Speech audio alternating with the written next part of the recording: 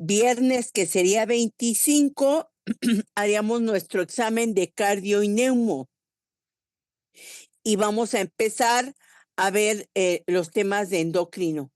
Entonces, para que, bueno, lo tomen en cuenta, nos organicemos. Entonces, este viernes próximo, viernes 25, va a ser examen de neumo. Y cardio.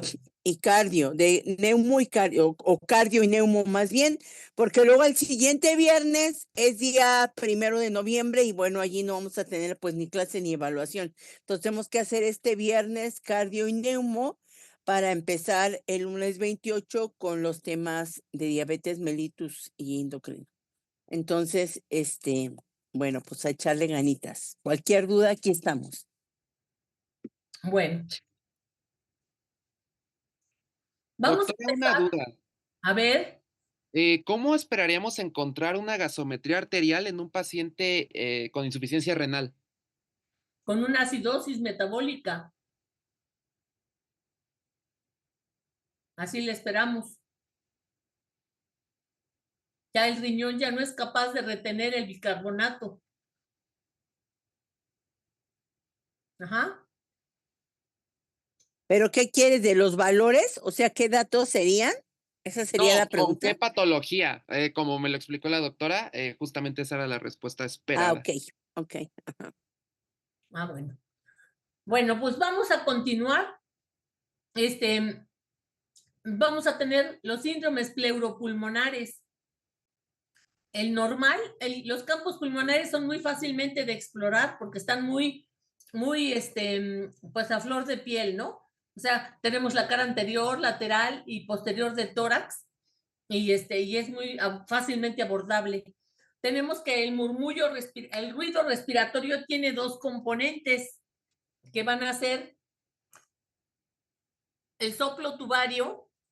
El soplo tubario se produce cuando ponemos nuestro estetoscopio en el cuello, aquí en la cara del cuello y respiramos. Y ese ruido respiratorio, ese es el soplo tubario. Y cuando se distiende el alveolo, a eso se le llama murmullo vesicular. Murmullo vesicular. Entonces, estos dos forman el ruido respiratorio, ¿sí? Esto es importante cuando hablamos de los síndromes pleuropulmonares. Entonces tenemos los movimientos de amplexión, o sea, poner la mano en la cara anterior y en la cara posterior del paciente y pedirle que respire en las caras laterales, ¿verdad? Cómo se expande y regresa a su tamaño el tórax. Estos serían las ampliación y amplexación, que ustedes lo van a ver. La palpación de vibraciones vocales, que nomás ponemos nuestra mano en el tórax y se va a oír, ¿verdad? Podemos decir 1 o 33. Algunos dicen 33, ¿verdad? Bueno, y luego vamos a ver la percusión. La percusión se llama claro pulmonar. Acuérdense que tenemos mate, submate, timpánico. Esto es para el abdomen y para el tórax se llama claro pulmonar, que es como el timpánico, ¿verdad? Y vamos a ver, es un ruido.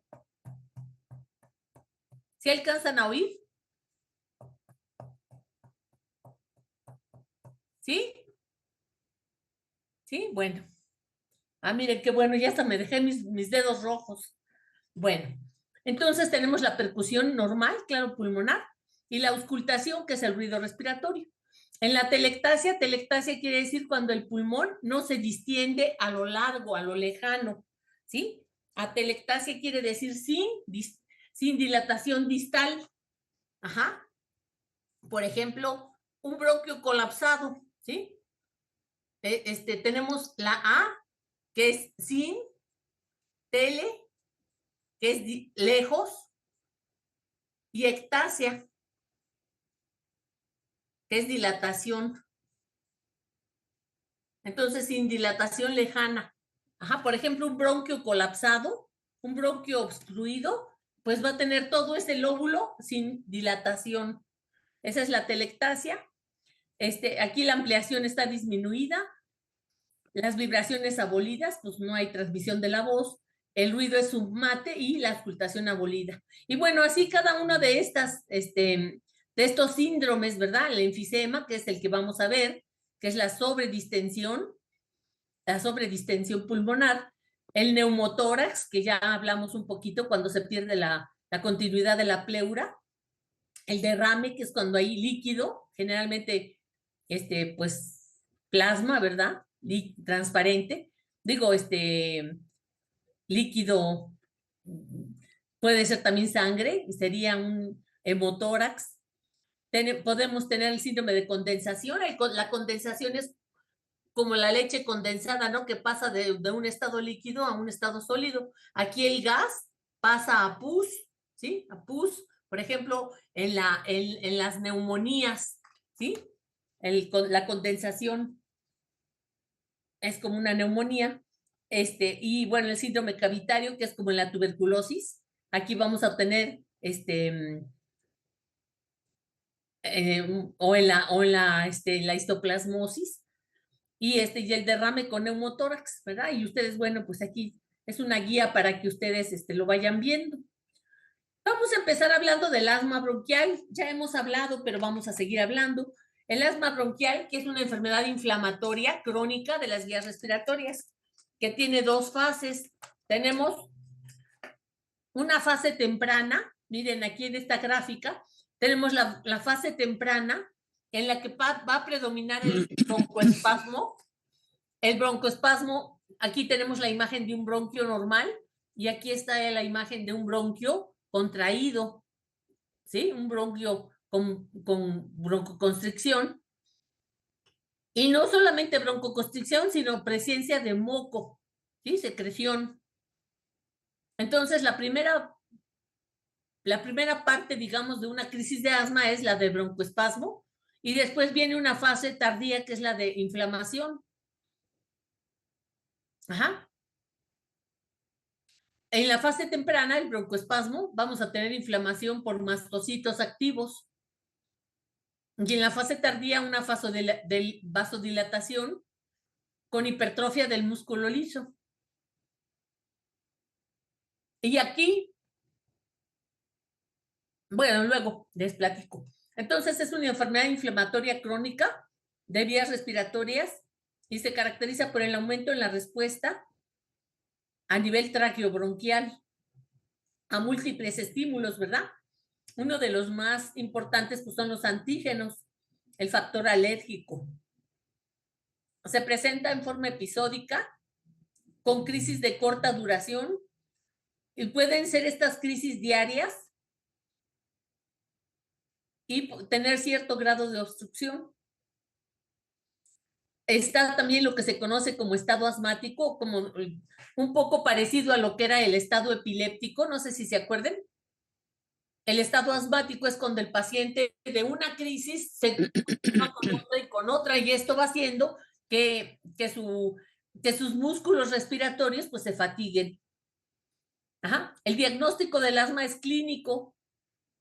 ¿Cuál sería, de lo que ustedes han visto, cuál sería el dato más importante clínico del asma bronquial, de la crisis de asma?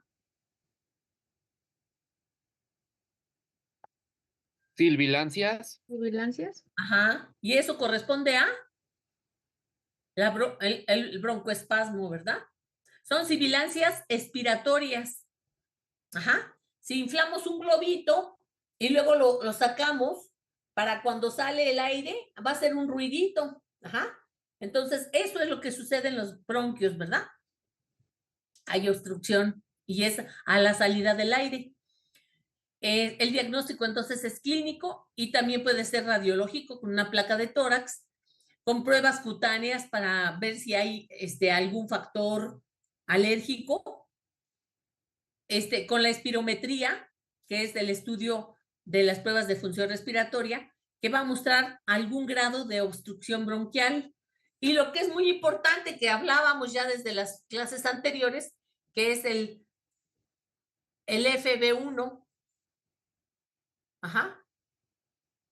el volumen respiratorio forzado en el primer segundo, ajá, que se mide así. Le hacemos al paciente que tome aire y, ¿verdad? Eso, esa primera salida, que debe ser mayor al 80%, es lo normal, más del 80% de la capacidad pulmonar. Ajá. Entonces, aquí tenemos, miren, aquí tenemos el volumen, ajá. Entonces, el tiempo en segundos, en el primer segundo, y el total del aire expulsado, esa sería la capacidad vital forzada, y esta es en el primer segundo. Ajá, entonces esa, y bueno, lo normal ya decíamos que es del 80%. Tenemos dos tipos de asmas, principalmente por etiología, el asma alérgico y el asma no alérgico. Tenemos lo más, bueno, el asma, ajá. Asma alérgico y no alérgico.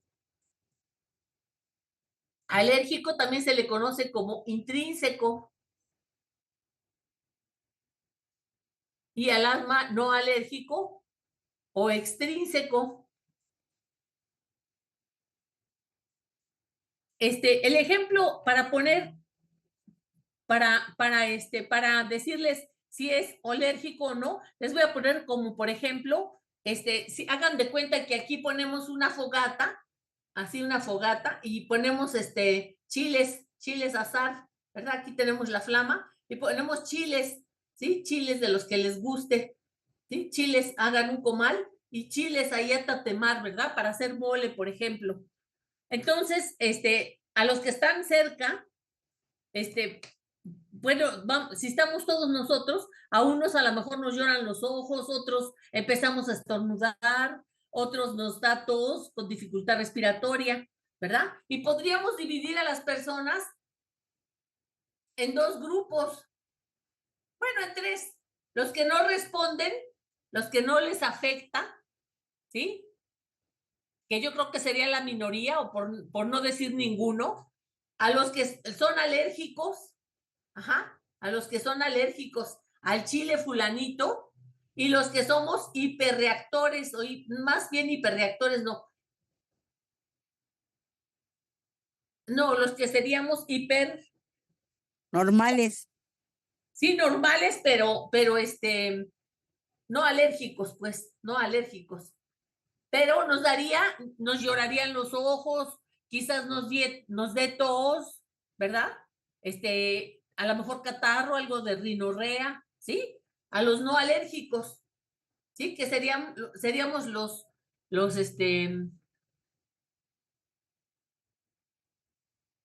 pues sí, los hiperreactores, pero a un estímulo muy potente, ¿no? Y los alérgicos que tienen, gamma globulina con tal dosificación para el chile fulanito, ¿no? ¿Sí se entiende? No sé si me doy que explicar.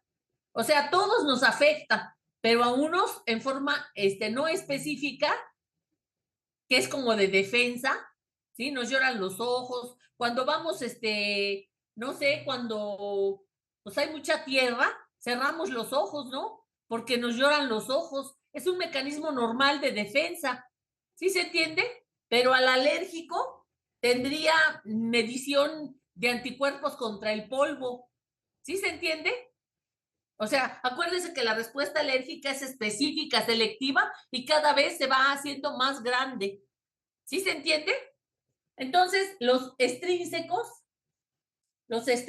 serían los que no son alérgicos, ¿sí? Que el clima, por ejemplo, aquí, la lluvia, el frío, el clima, el polvo, etcétera, les va a causar una crisis de asma. ¿Sí se entiende?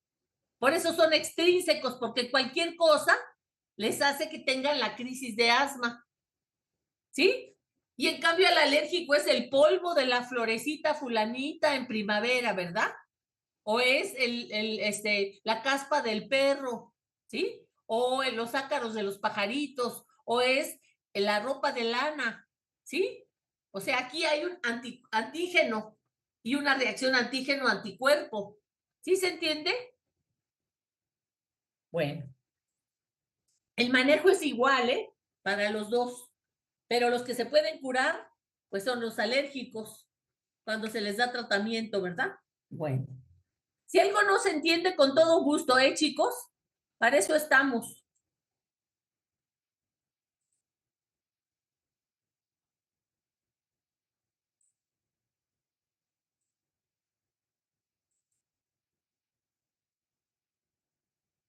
Bueno, entonces tenemos que hay factores precipitantes, como son la hipersensibilidad, las infecciones de vías respiratorias, el ejercicio. No sé si alguien de ustedes sale a correr en las mañanas, bueno, o en las tardes o en las noches, o los sábados o domingos. Bueno, no, nadie corre, bueno. Bueno, pues en las películas hemos visto, ¿no? Que alguien corre, ¿no? Entonces, fíjense, por ejemplo, ustedes dirán, ¿cómo el ejercicio, no? Bueno, el ejercicio, los que salen a correr en las mañanas y que van, corre y corre, me ven que me muevo, pero no me ven. Los que van, corre y corre, respiran más rápido para compensar el CO2 que están sacando. Entonces, vamos a tener que los pacientes, por el simple hecho de inhalar frío, el aire frío, ya es un factor desencadenante para que un asma extrínseco no alérgico, desencadene una crisis asmática, ¿sí? Como un mecanismo compensador o de defensa, pues para que no entre ese aire frío, ¿sí? ¿Sí se entiende? Y vamos a ver cómo hay un fármaco que especialmente le va a servir para ese tipo de espasmo bronquial. Ajá. Existe una tendencia familiar, ¿verdad? Y se presenta más frecuente en hombres y comienza antes de los 12 años, ¿sí? Sobre todo cuando es alérgico. A la exploración física vamos a tener que va a haber disminución de oxígeno y aumento de dióxido de carbono. Y esto va a dar una taquicardia, un aumento en la frecuencia respiratoria, puede causar desasosiego, pues es que cualquiera, ¿no? Imagínense ustedes, el asma bronquial es como si nos tapan la nariz y boca. Se siente desasosiego, ¿no? Por supuesto que sí. El paciente tiene nerviosismo, tos, acortamiento de la respiración, sibilancias expiratorias. Y en la segunda etapa, en la que que ya empieza la vasodilatación, el edema, etcétera, ahí vamos a tener aumento de moco, retracciones y aumento en el tiempo expiratorio. Da más trabajo sacar el aire. La crisis asmática, si los síntomas no responden al tratamiento habitual, o sea, el paciente que ya sabe que tiene su crisis de asma, se da sus sprayazos de salbutamol, etcétera, y no responde, o la mamá, ¿verdad?, le da el spray a su bebé y no responde, entonces tiene que ser visto por un médico. Los estados asmáticos ponen en peligro la vida, ¿verdad? La doctora Reyes luego les va a platicar una anécdota. Muy triste. Muy triste. ¿O de una vez? Bueno, en relación al asma, pues de una vez sí miren, es que estábamos allí en urgencias, allí en el hospital estaba los consultorios de urgencias enfrente, luego un pasillito y luego la hospitalización. Fue muy triste porque esa experiencia fue como muy significativa. Iba entrando por el pasillito que entraban de urgencias, iba entrando un papá con un niño, gritándole, el niño como de 10 años, un poco gordito, blanquito, iba entrando y venía con una crisis asmática. Venía el niñito y el papá venía peleando porque solo quería, allí siempre que llega a urgencias, y algunos ya han estado, pues primero los pasan a que tengan que sacar su hoja, que den sus nombres, sus datos, su número de filiación, y luego ya los pasan. Y el señor venía peleando porque lo que quería, no, es que yo no quiero que nadie vea, mijo, yo lo que quiero es que me hagan una radiografía del tórax. No, señor, pero mire que no es así. Entonces allí la señorita de la asistente explicándole, el señor peleando, que a él no le importaba la atención médica, que solo lo que quería era que le hicieran una radiografía. Iban a entrar, yo salía por el pasillito porque yo iba a ir hacia el laboratorio, pero por eso vi como que toda la escena. Y luego atrás venía la que supongo que era la mamá del niño, porque venía casi queriendo golpear al señor, pero sí ya sé que siempre que te toca a ti es lo mismo y siempre que te toca a ti se enferma y peleándole, casi así como que golpeándole. Entonces entran al pasillo, llegan hacia donde los pediatras y el pediatra igual se puso a explicarle, no, mire, es que no es tomarle así la radiografía si no somos laboratorio. O sea, si quiere, pues es todo el servicio médico. Entre todas las explicaciones, díganme si alguien pelaba al muchachito, si alguien le hacía caso al muchachito. Yo alcancé a ver que el niñito se recargó en la pared, cada vez con más disnea. Entonces lo jalé y le dije, no, tú vas para adentro. Entonces ya grité y le grité a los pediatras, lo pasé a la sala de hospitalización, ya le dije a las enfermeras, pásenlo, hay que ponerle oxígeno, viene mal el niño. Le grité a los pediatras, que pues el niño estaba mal. O sea, y claro, ese niñito entre más veía que todos se peleaban, entraba en más crisis y su dificultad respiratoria era más grave. Bueno, pues como 2 o 3 pediatras que había allí, valiendo queso, ¿verdad? Así, yo ya les grité, miren, ¿no? Entonces alcancé a decir, a ver, tráiganme adrenalina. Y en lo que yo pedí la adrenalina y los pediatras de, ¿qué le hacemos? ¿Qué le hacemos? Así como que dicen, no, no puede ser posible. Más rápido que veloz, el niño falleció. El niño se murió. Y dice uno, ¿cómo de una crisis asmática? Pues sí, de una crisis asmática y muy joven, el niño allí, o sea, falleció. No, no dio chance de nada y porque claro, se perdió tiempo muy valioso en donde todo el mundo se peleaba y el niño cada vez hacía más broncoespasmo, ¿no? Entonces, en teoría tendríamos que decir, nadie debería de morir de una asma bronquial, ¿no? O sea, hay manejos, se debe de atender. Casi siempre cuando un niño, hay un cuadro que por ahí les preguntamos creo que en analgésicos, un niñito de bronquiolitis. Si alguien lo investigó, la bronquiolitis es muy parecido a lo que es el asma bronquial, solo que en niños menores de 2 años, ¿no? Su cuadro.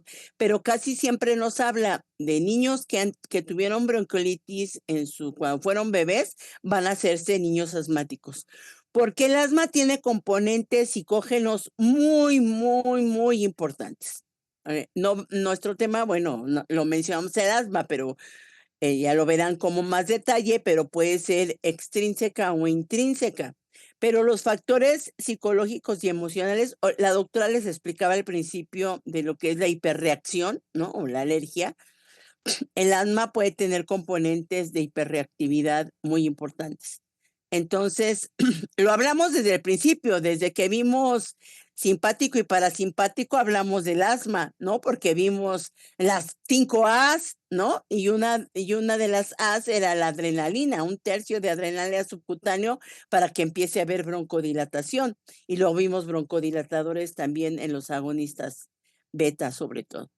Entonces, bueno, es una experiencia que luego nos gusta compartir porque, pues muy triste, ¿no? Como un niñito como apenas, pues floreciendo a la vida, por, pues por nadie hacerle como el interés y el caso y la atención necesaria, falleció, ¿no? Entonces, bueno, pues ya es una experiencia triste, pero pues fue directo allí, nos pasó directo, bueno, no a nosotros porque nosotros estamos con adultos. Y había pediatras allí, y bueno, muy triste ver cómo que esas cosas pasen. ¿no? Y como habiendo pediatras y que Y no. habiendo pediatras, vale queso, pero así pasa.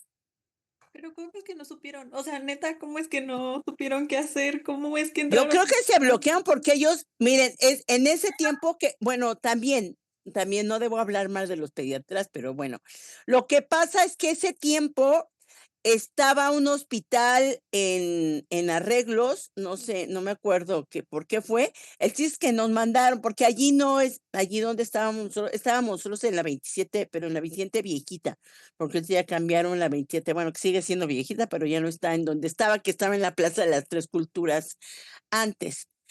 Ese hospital no era para pediatría. Generalmente sí había un pediatra como para urgencias, pero allí como una clínica, no sé cuál, no me acuerdo cuál, estaba en remodelación, mandaron a algunos pediatras allí a que dieran consulta y se atendiera un poco, se diera esa atención a niños. Entonces había como 2 o 3 pediatras, pero que estaban Prestado. como prestados, como resguardados, porque su unidad hospitalaria estaba en remodelación. Entonces, la verdad es que no los conocemos mucho. O sea, ustedes van a ver así como, por eso les insistimos tanto, que no se pongan solo como a copiar, sino pues a estudiar y realmente saber, ¿no? Porque ustedes lo van a encontrar en, hay gente, hay consultorios en donde se anuncian que son todo, ¿no? Que curan todo. Nadie podemos ser todo, ¿no? Y ya hay gente que, bueno, pues a veces no tiene el entrenamiento necesario. A lo mejor ellos pues eran pediatras como muy de la consulta, ¿no? Pero no pues esa era una urgencia, porque yo los vi así como que se bloquearon como en la urgencia. O sea, mejor me puse a dar como yo las indicaciones, pero ya había pasado tiempo en donde al niño, pues el niño desde que llegó venía mal, pero de verdad, allí los papás, o sea, nadie hizo caso al niño, ¿no? O sea, allí, entre el que sí, que la regla, que no, al niño nadie lo miró y el niño pues venía en una crisis. Entonces, o sea, realmente no puedo decir por qué no sabían cómo manejar o qué hacer, pues no sé. Yo creo que, les decía, a veces hay quienes, en la escuela hay, ¿no? Quienes se anuncian con títulos de ultra doctores y bueno, cuando vemos pues yo les puedo decir que soy quién sabe qué, quién sabe qué, quién sabe cuánto, ¿no? Pero bueno, realmente, pues el entrenamiento, pues quién sabe, ¿no? Entonces, pues esa fue, o sea, sí es, por eso les digo, parece como triste, ¿no? Como que y en un hospital, ¿no? Es como cuando decimos alguien que está infartando, si llega a un hospital ya la hizo, porque allí tiene chance, allí tiene la oportunidad, aunque sea un infarto. Se supone que pues al llegar al hospital está la oportunidad justo de que sepamos pues qué hacer, ¿no? De todas maneras nos va a pasar, pero bueno, aquí realmente fueron muchos factores, pero yo creo que el principal fue el tiempo. O sea, o sea, el tiempo en el que el niño ya iba con la crisis, pues se perdió tiempo como muy valioso. Pero bueno, así fue. Y oiga, doctora, o sea, sí podemos hacer lo que hizo usted, por ejemplo, de que pues agarramos al niño y actuamos nosotros. Claro, si sabemos qué hacer, sí.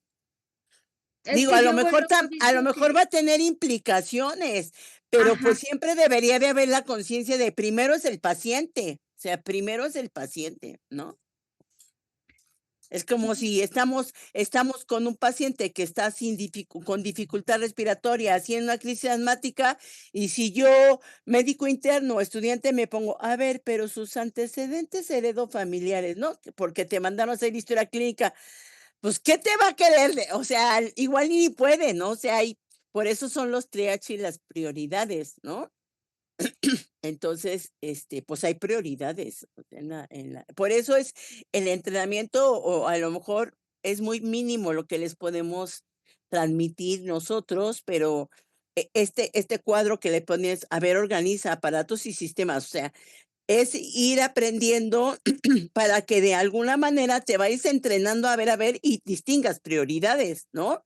Distingas prioridades y quién es más prioridad o qué es más prioridad.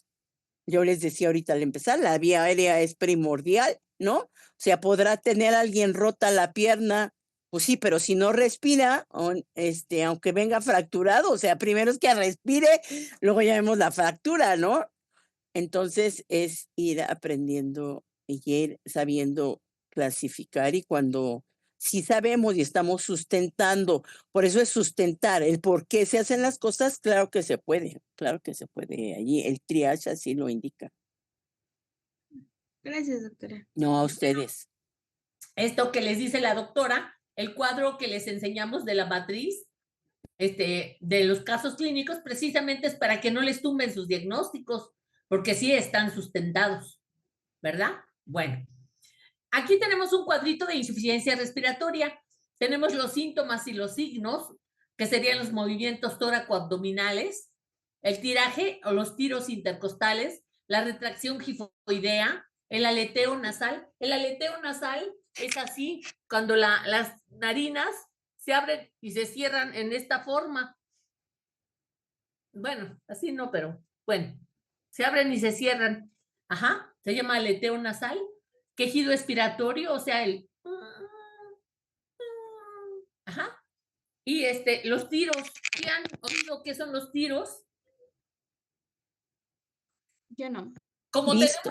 en la pleura tenemos presión negativa, los tiros se pueden ver así, como que se hunde los espacios intercostales, ¿sí? Con la presión negativa porque no entra suficiente aire. Ajá. Y se llaman tiros intercostales. Y bueno, En los niñitos es muy evidente, entre más pequeños más, porque su esfuerzo ventilatorio es mayor y su pielecita y su constitución nos permite. Y bueno, y es parte de la valoración, estos tiros intercostales es parte de la valoración de todos los cuadros de insuficiencia respiratoria, que bueno, el asma es una, pero puede haber muchas causas. Entonces tenemos aquí, cuando los movimientos tóraco-abdominales son regulares, no hay tiros, no hay retracción gifoidea, no hay aleteo, no hay quejido expiratorio, esto vale 0. Cuando los movimientos tiene el tórax inmóvil y el abdomen se mueve, o sea, el abdomen se mueve y el tórax no se mueve, aquí vamos a tener, cuando es leve, le ponemos 1, cuando hay retracción, cuando es acentuado, le ponemos 2.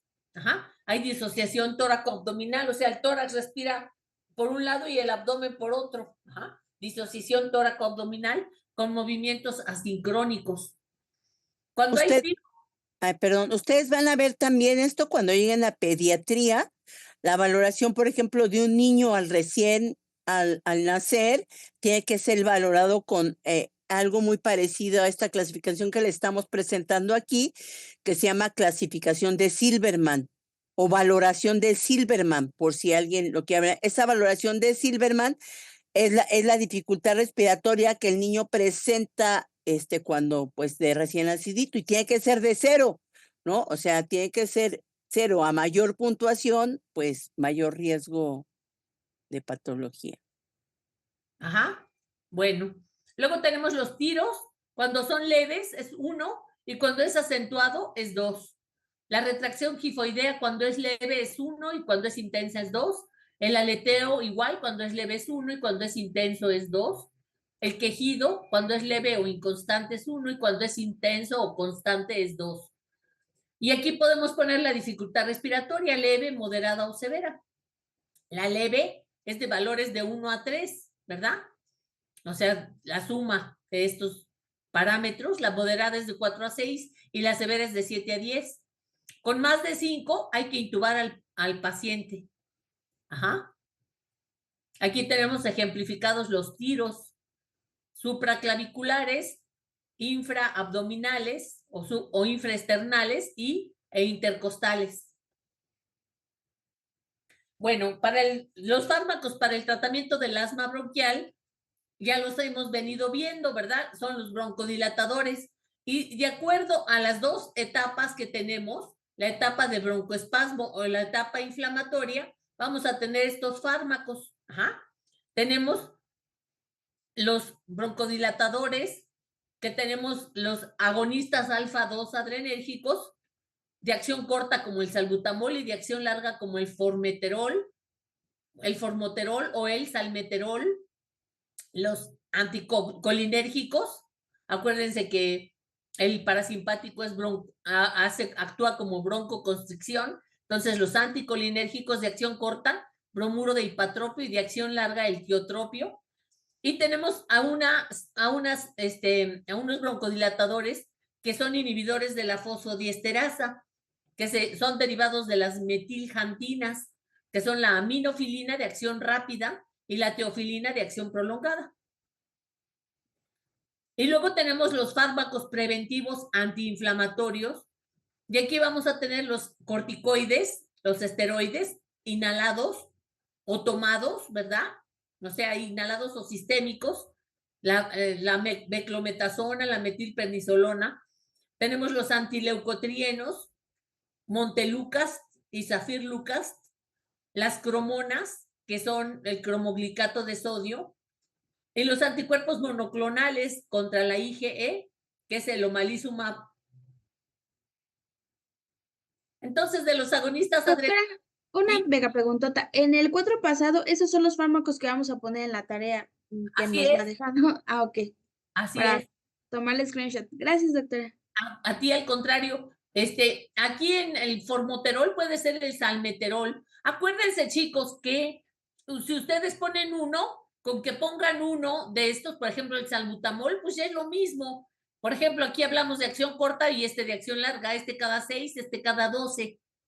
Ajá. Entonces, pero pues son la misma acción, los efectos adversos, etcétera. Ajá. Bueno. El salbutamol como agonista beta 2 adrenérgico, si se acuerdan ustedes, es un poquito, tenemos que agitarlo. Acuérdense que se aprieta y abajo tiene una boquilla más o menos en esta forma.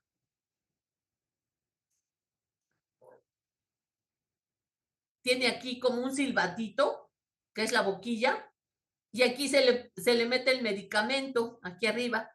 Entonces se agita. Cuando nosotros apretamos esto, se aprieta esto, se va a dar el disparo, ¿sí? Va a salir por aquí el fármaco. Entonces se le recomienda al paciente que lo agite, respire hondo lo más que pueda dentro de su crisis, ¿verdad?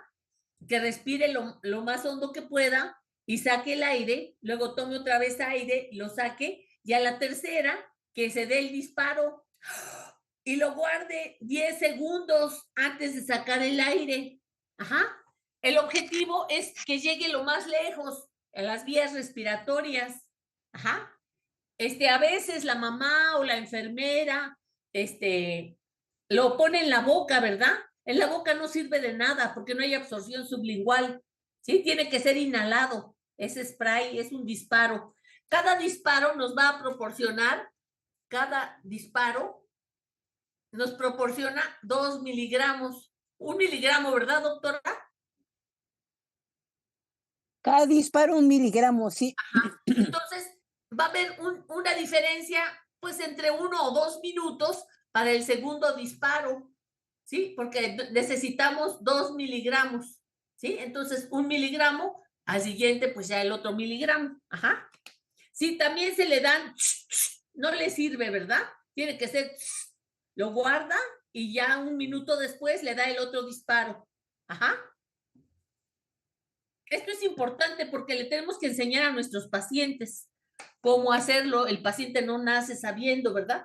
Y no porque la mamá sea la mamá, pues va a saber dárselo a su niño o al mismo paciente, ¿verdad?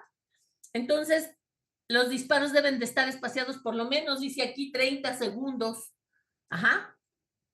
El espaciador permite que un medicamento sea atomizado en el aire inhalado. La inhalación sincrónica con el disparo, ¿verdad? O sea, le doy el disparo y el paciente inhala. Ajá. Las vías respiratorias inferiores, la respiración debe ser contenida por 10 segundos. Ajá. Entonces, bueno, Su acción del salbutamol es de 15 a 30 minutos y dura por 4 a 6 horas. A veces el paciente ya a las 4 horas y media ya quiere volverse a dar otro disparo, pero no se lo puede dar hasta las 6 horas. Ajá. Igual el formoterol, que es de cada 12 horas, van a relajar el músculo liso bronquial, gastrointestinal y uterino. Inhibe la liberación de mediadores de hipersensibilidad, o sea, la histamina, de hipersensibilidad inmediata, y puede combinarse con corticoides. Se usa para profilaxis y tratamiento de la crisis asmática. Acuérdense que solamente son sintomáticos, ¿sí? Solamente son sintomáticos, no son curativos. Lo curativo es que el paciente vaya al alergólogo y le hagan pruebas de sensibilidad y le elaboren vacunas, ¿sí? Y el paciente empiece a usar esas vacunas subcutáneas y al paso del tiempo va a poder enfrentarse al polen de las flores o a lo que sea y no le va a dar la reacción alérgica. Ajá. Bueno, entonces para profilaxis y tratamiento de la crisis, en el asma inducido por ejercicio, en el paciente con EPOC, ¿sí? Ya sea bronquitis o enfisema, también para amenazas de aborto. Acuérdense que principalmente es la terbutalina. Como efectos adversos, nerviosismo, temblor, taquicardia, hiperglicemia, hipocalemia, hipomagnesemia, están contraindicados en el hipertiroidismo, contraindicados relativos, ¿verdad? Porque si el paciente tiene hipertiroidismo y no respira, pues la prioridad es que respire, ¿no? En diabetes mellitus, en arritmias, en cetoacidosis, embarazo y lactancia. Luego Doctora, tenemos sí, ay, otra vez yo, es que tengo duda. En una crisis asmática, ¿cuántos disparos es conveniente decirle al paciente que dos nada más? 2 cada 6 Sí. horas, doctora. La dosis máxima es cada 6 horas. Si le damos más porque el paciente siente desesperación y quiere estarlo usando, pero Ujú. solo vamos a agravar los efectos adversos, pero como decíamos, como los efectos techo, o sea, los receptores se saturan, no pueden, la dosis ponderal es de cada 6 horas. Si se aplica más, solo agrava los efectos adversos y no hay mejoría. Con más, hay que usar lo que sí podemos hacer es combinar broncodilatadores de diferentes familias, de diferentes receptores. Eso sí podemos hacer, pero el mismo estarlo aplicando no, solo le agrava los efectos adversos. Abril. Ah, perfecto. Y Perdón, en el caso de diabetes, porque pues hay muchas personas con diabetes, ¿qué procede si está contraindicado? No, ¿Está contraindicado como broncodilatadores? Ajá. porque aumentaría la glicemia, doctora, pero realmente, pues aquí lo importante es el que el paciente respire. Claro. O sea, Allí, todo si es esto, necesario, le pones insulina. Si tiene claro, hiperglicemia, manejas insulina. claro. Pero estás manejando primero otra vez vías respiratorias, que ventile, que respire. Y bueno, si monitorizamos la presión, si la presión está alta, hay que usar antihipertensivos. Si hay hiperglicemia y está alta, manejamos insulina rápida. Ya vamos a ver, ya vamos a aprender cómo manejar las insulinas y las Gracias. hiperglicemias. Y Es de el tema que hiperglicemia, sigue. pues porque es un agonista beta y es simpático. Acuérdense, el simpático aumenta la glucosa. Ajá. Sí, doctora Jessica. Doctora, entonces el tratamiento con salbutamol solamente va a ser cuando se presenten síntomas. Y también para prevenir. También para prevenir. O sea, si ya se sabe que es asmático, a veces es como tratamiento, ¿no? O sea, lo tiene como tratamiento. Si ya es asmático, puede tener sibilancias, por ejemplo, en las mañanas, 3 veces al día o constantemente. La crisis es más grave, pero puede ser que justo por ser asmático o el paciente de POC tenga sibilancias permanentemente o constantemente. Entonces, también lo podemos usar como tratamiento, solo tomando en cuenta, esta es acción rápida, o sea, los 10, 15 minutos ya está haciendo acción y dura 6 horas su efecto. O sea, no estarlo utilizando cada ratito y valorar, ¿no? Valorar o para esto que la doctora les hablaba o les recordaba, porque ya lo vimos, es un paciente asmático o tiene POC y tiene sibilancias así como, pero que no le comprometen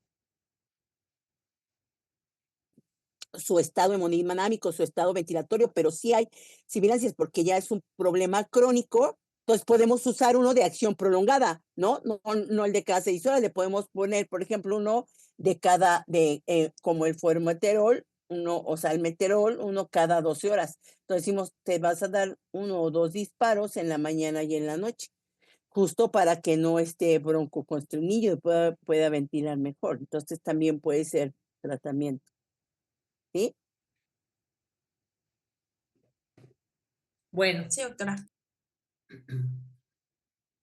vamos a tener los anticolinérgicos. Acuérdense que tienen efecto atropínico. Son antagonistas competitivos, no selectivos, de los receptores muscarínicos. Broncodilatan, bloqueando efectos parasimpáticos. Y estos van a usarse igual en el EPOC, en la bronquitis, en el enfisema y en el asma. Fíjense ustedes que aquí,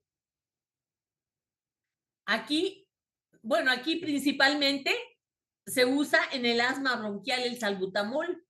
Ajá. Y aquí en el asma se usa en tercer lugar. Fíjense, está usado principalmente en el EPOC, ¿sí? O sea, no en el asma, también en el asma, pero en el EPOC, en la bronquitis y en el enfisema. Y en el asma que es resistente a agonistas adrenérgicos. Ajá.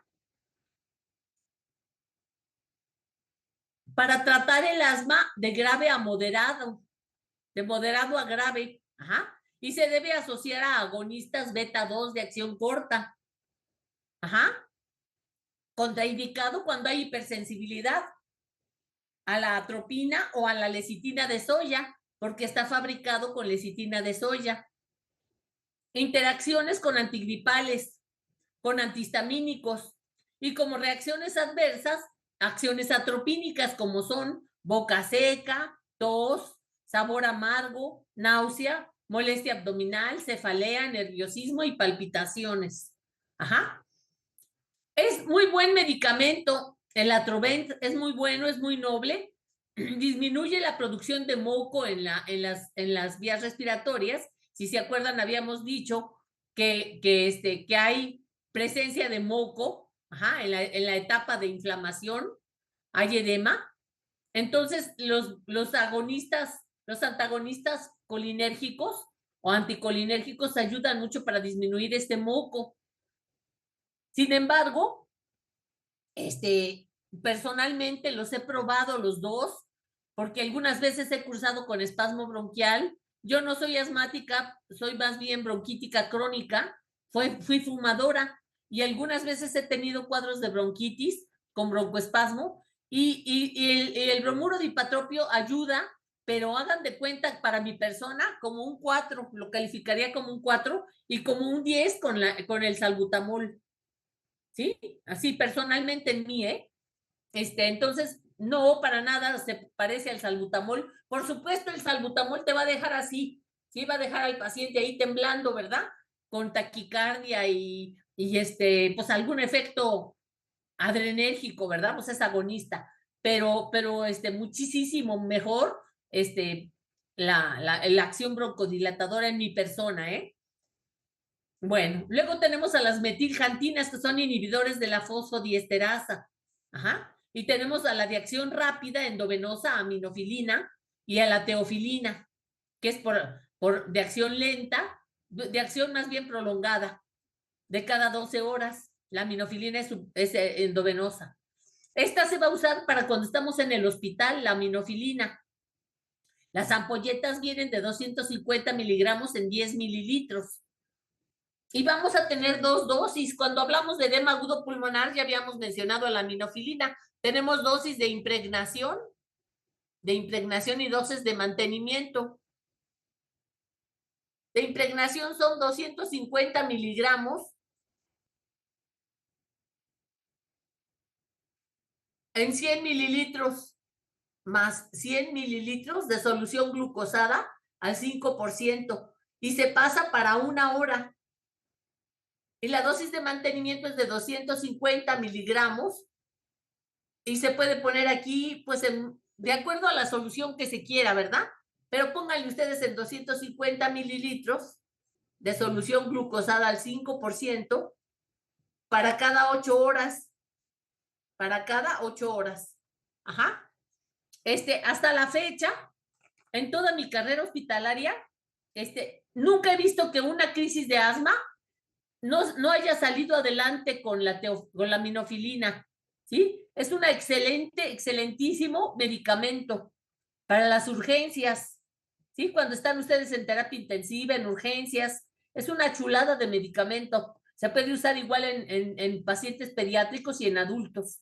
Sí, es el único broncodilatador, bueno, además de la adrenalina, ¿verdad? Desde luego que la adrenalina, pues también es un agonista. Entonces tenemos la minofilina, obviamente va a darnos los síntomas similares a los del salbutamol, taquicardia, nerviosismo, náusea, vómito, etcétera, etcétera, pero pues todo para que respire el paciente, ¿verdad? Hace algunos años todavía no había un estimulante bueno, ni teníamos antídoto de los benzodiazepinas.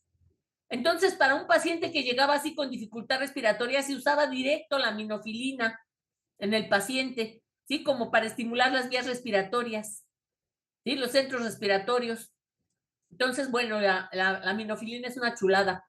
Y tenemos a la teofilina, que es por vía oral, es el Teolong, ¿o cómo se llama, doctora Reyes? Sí, Teolong de 100 miligramos. Ajá, entonces, bueno, es el Teolong de 100 miligramos, que pueden ser tabletas o suspensión. Ajá. Y se da, pues, cada 12 horas, una tableta cada 12 horas. Este es como el último recurso para los pacientes con EPOC. Ajá. Entonces se da en pacientes con EPOC. No se recomienda dar en el embarazo, en la lactancia, cuando hay cardiopatías, porque causan taquicardia, ¿verdad? Sin embargo, pues cuando el paciente está con una crisis de asma muy severo, bueno, pues es ya como que la cardiopatía y todo eso, pues ya pasa a un segundo lugar para que el paciente respire, ¿no? Como efectos adversos, ya decíamos náuseas, enfermedad por reflujo gastroesofágico, vómito, cefalea, insomnio, nerviosismo, taquicardia y temblor. Ajá. Y luego pasamos a los leucotrienos. Estos leucotrienos son los fármacos que nos van a ayudar a prevenir, ¿sí? Me regreso aquí tenemos los antileucotrienos. Ajá. Son dos los antileucotrienos que se llama Montelukast y Zafirlukast con T. Ajá, estos antileucotrienos, fíjense, aquí tenemos la membrana de los fosfolípidos, ¿verdad? Que mediante la fosfolipasa A2 va a generar toda la cascada del ácido araquidónico, la vía de las ciclooxigenasas, de las prostaglandinas y tromboxanos que vimos, la COX-1 y COX-2, etcétera, y la vía de los leucotrienos A4. Ajá, tenemos la lipoxigenasa 5 y los activadores de la lipoxigenasa. Entonces tenemos el leucotrieno A4, que por un lado va a convertirse en leucotrieno C4 y en D4 y luego en E4, ajá, mediante acción de enzimas. Y tenemos los leucotrienos B4, ¿sí? Entonces, un fármaco que es antileucotrieno va a bloquear toda esta cascada para la vía para la prevención de los cuadros de asma. Lo que hacen estos fármacos antileucotrienos es espaciar las crisis para las personas que tienen crisis cada semana, o hay gente que tiene hasta diario, ¿verdad? O que tiene cada 2 meses o cada 3 veces, se la espacía. La enfermedad que vamos a ver hoy, que es la del EPOC, ajá, la enfermedad pulmonar obstructiva crónica, incluye el enfisema, incluye la bronquitis crónica, que también se le pone así como bronquitis crónica, y el asma bronquial, ¿sí? El asma bronquial, pero crisis que son seguidas, ¿sí? Que van a ser frecuentes. Entonces, hay pacientes que tienen crisis cada 2 días, cada 3 días, y entonces el uso de estos fármacos, los leucotrienos, los antileucotrienos, pues es muy buena. No es para tratar, es para prevenir las crisis. Ajá. Estos fármacos fueron descritos por primera vez por Feldberg y Kellaway en 1938. Ajá. Estas sustancias, los leucotrienos, son liberadas por el pulmón con el antígeno, o sea, en respuesta al antígeno, ¿sí? A los leucocitos, los glóbulos blancos, vienen de leuco blanco o glóbulos blancos y trieno, 3 dobles, ¿sí? Entonces, 3 dobles enlaces conjugados. Entonces, son mediadores inflamatorios derivados de los eicosanoides del ácido araquidónico, de la familia de la 5-lipoxigenasa del metabolismo del ácido araquidónico. Son leucotrieno A4, B4, C4, D4 y E4. Ajá, o sea, todos estos que están ustedes viendo acá. Mediadores de lípidos formados a partir de este ácido a través de pasos enzimáticos. Ajá. Bueno. Entonces, estos antagonistas de leucotrienos van a bloquear el leucotrieno D4, ¿sí? A través del receptor cis-LT1 en bronquios, mastocitos, eosinófilos, basófilos. Bloqueando a va a ver que los mediadores eicosanoides lentos de la inflamación van a disminuir, disminuyendo secreciones, aumentando son de alto índice terapéutico, no alteran la respuesta a agonistas beta 2, o sea, podemos darlo junto con el salbutamol. Su absorción es rápida, tienen una biodisponibilidad de hasta un 64% y se unen en gran proporción a proteínas. Su metabolismo es en el hígado y su eliminación es renal y biliar. Se usan como profilaxis y como tratamiento a largo plazo del asma bronquial. Antes se habían dejado exclusivamente para los niños, ¿sí? Para personas jóvenes o pediátricas, para su uso. Sin embargo, desde hace unos años también se usan en pacientes mayores para el EPOC, ajá, para esos pacientes que cursan. O sea, tenemos que, para un paciente mayor, tiene que ser un paciente que tenga EPOC y que sea que sí responda, porque hay pacientes que no responden. Los que sí responden a broncodilatadores, porque hay unos que no responden, ajá, pero hay otros que sí. Entonces, estos que sí responden, pues aparte del tratamiento con broncodilatadores, podemos darle inhibidores de los leucotrienos, ajá, pero hasta hace algunos años, les hablo de unos 6, 7 años, en que se les empezó a incluir también a los pacientes ancianos o mayores, ¿verdad? Con EPOC. Entonces, se van a usar para profilaxis y tratamiento a largo plazo de la crisis de asma, prevención del broncoespasmo inducido por el ejercicio y a la rinitis alérgica. También se usa para conjuntivitis alérgica y otros padecimientos de índole inmunológica. Está contraindicado en asma agudo porque no detiene la crisis. Ajá. Para detener la crisis tenemos los broncodilatadores, ¿sí? En salbutamol y las metilxantinas. Ajá. Entonces, estos no detienen la crisis. Pueden dar daño hepático, no deben de usarse, están contraindicados en embarazo, en lactancia y lo que les decía en ancianos, porque en ancianos no servía o no se había visto utilidad y sí podían dañar el hígado. Pero se ha visto que para estos pacientes que sí responden, les sirve muy bien, ¿sí? Tampoco puede dar como reacciones adversas somnolencia, mareo, cefalea, dolor abdominal, a nivel gastrointestinal, diarrea, náusea y vómito, y puede aumentar las enzimas hepáticas, la TGO y la TGP, las transaminasas. Puede dar erupción y fiebre. ¿Alguna pregunta de este fármaco? Montelukast y Zafirlukast. Sí, hasta tienen nombre bonito, ¿no? Como de zafiro. Zafir Lucas y Monte Lucas. El nombre comercial del Monte Lucas es el Singulair. Antiguamente era fármacos de mucho costo, ¿verdad? Pero actualmente ya hay más accesibles, ya creo que hay hasta genéricos, doctora Reyes. Sí, hay genéricos. Hay otro que es un poco más económico que el Singular del laboratorio Sanfer, que es el Everest, así como el Monte Everest, también hay.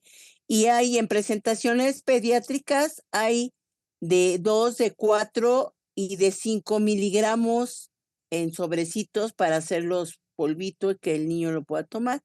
O hay tabletas que también hay de 4 y de 10 miligramos. En el adulto la dosis es de 10 miligramos diario en ayunas de preferencia. Y esto pues, se tiene que tomar por tiempo prolongado porque va a ser justo inhibir a los leucotrienos para que ya no haya esta respuesta de hipersensibilidad y pues no estén repetidas las crisis. Hasta que ya vimos que el paciente tiene 3, 4 meses que no ha hecho crisis, bueno, podríamos empezar a retirar el fármaco. Ajá, muy bien. Doctora, ¿este medicamento lo podemos usar también para las hipersensibilidades? Sí, Sí. para algunas hipersensibilidades, sí. Ok, gracias. Ajá.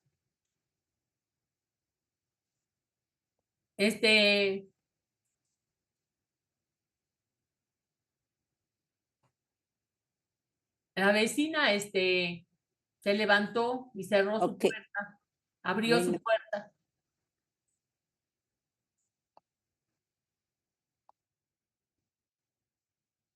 Doctora. Bueno, Sí, la escuché, doctor. ajá. Bueno, vamos a seguir entonces con el cromoglicato de sodio. El cromoglicato de sodio se llama alercrom. Ajá. Cromoglicato de sodio. Es de la familia de las cromomas. ¿Sí? Es el cromoglicato de sodio. Y este fármaco es de elección, cromoglicato de sodio, se llama cromolin o alercrom, ajá. Y este fármaco no se conoce muy bien su mecanismo de acción, pero se ha visto que estabiliza mastocitos, disminuyendo la entrada de calcio dentro del músculo liso y por lo tanto evitando la contracción del músculo liso o broncoespasmo, ¿verdad? Inhibe la liberación de histamina, también inhibe liberación de leucotrienos y de otros mediadores de la inflamación. Disminuye el desplazamiento de neutrófilos, de eosinófilos, de monocitos y aumenta esta fracción, este volumen expiratorio forzado en el primer segundo. Inhalado, se inhala 1 minuto antes de la exposición al antígeno. Por supuesto que nadie sabemos, ay, me voy a exponer ahorita a mi antígeno, ¿no? Qué padre, ¿no? Pues no, nadie sabe, ¿verdad? Pero, por ejemplo, el joven que sale a correr, ¿sí? El que sale a hacer ejercicio temprano y que a los 2, 3 minutos de empezar a correr y respirar rápido empieza con la crisis de asma o con la tos, estos pacientes van a tener una mejoría importante sintomática, 1 o 2 minutos antes de salir a correr. Ajá. Entonces, se recomienda que pues así se haga, ¿sí? O sea, se dan su sprayzazo y salen a correr. Ajá. Hay mejoría a las 4 semanas después del inicio del tratamiento. La duración del efecto es durante 2 horas. Se elimina por orina y por bilis. Y se puede usar para profilaxis del asma bronquial y previene también a largo plazo los síntomas asmáticos. También se puede dar junto con antileucotrienos y con salbutamol. Ajá. Este fármaco pues también es de costo, ¿verdad? También es carito. El ideal es el broncoespasmo por ejercicio o por exposición a alergenos, ¿verdad? O la rinitis alérgica. Está contraindicado en el ataque agudo de asma, no sirve. ¿Sí? También en enfermedad coronaria porque da taquicardia, en menores de 5 años y como efectos adversos deja un mal sabor de boca, sequedad e irritación de la garganta. Entonces, pues este es otro fármaco, ¿sí? Aquí miren en estos que tenemos las cromonas, ¿sí? El cromoglicato de sodio o cromolino, alercrom, ¿sí? Y luego tenemos también a los glucocorticoides. Perdón por regresarme. Los glucocorticoides, tenemos a la beclametasona, la metilprednisolona, o podemos incluso usar prednisona por vía oral, ¿verdad? Ahorita vamos a ver una tablita, de acuerdo a los síntomas que tenga el paciente, van a ser también los medicamentos que les vamos a estar dando. También así como hay la Liga, el ILAE, ¿se acuerdan? La Liga Internacional contra la Epilepsia, también hay para el asma bronquial, ¿sí? Entonces, bueno, ellos están dictando las políticas en el manejo del asma. Ajá. Entonces, bueno, los glucocorticoides se recomiendan, pues prácticamente desde el inicio. Fíjense, cuando un paciente, hagan de cuenta aquí, un pedacito, ¿no? Entonces, cuando el paciente, el asma bronquial, en la mucosa en el epitelio está así, en el bronquio, ajá, está así con sus vellosidades. Entonces, aquí en el tubo entra el malo muy malo, ¿sí? El malo muy malo, malo, ajá, el malo así, que es el antígeno, entra y aquí está el mastocito, ajá, el mastocito. Entonces el mastocito que va a liberar histamina, que va a hacer que el bronquio haya espasmo. En un paciente que tiene asma se ve que están decapitados estas vellosidades, ajá, y cuando se da corticoides en spray, se ve que se empiezan a reepitelizar, ¿sí? Se empiezan a reepitelizar estas vellosidades. Ajá. Esto se hace, pues hay varios estudios en los que se hace, entonces el epitelio está más íntegro y es más difícil que el antígeno penetre. Ajá. Entonces, los glucocorticoides se recomiendan desde el principio en pacientes, claro, no los que tienen una crisis de asma, ¿verdad? Sino los que tienen crisis más seguidas, ¿sí? Entonces, ya vimos la acción de los corticoides, van a disminuir la producción de citocinas, la migración y activación de células inflamatorias, disminuye la acción de mediadores de inflamación, el interferón gamma, las interleucinas, el factor de necrosis tumoral alfa, disminuye la permeabilidad de capilares, disminuye la liberación de leucotrienos, bloquean la respuesta tardía al alergeno, activa la endonucleasa involucrada en la apoptosis, disminuye la inflamación de la vía aérea, la hiperreactividad bronquial, disminuye la permeabilidad capilar y esto por ende va a disminuir la producción de moco, disminuye la secreción, ¿verdad?, del moco.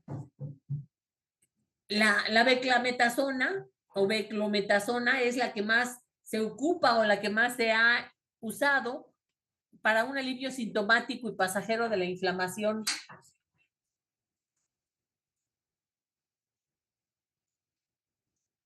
Está indicado en el control a largo plazo,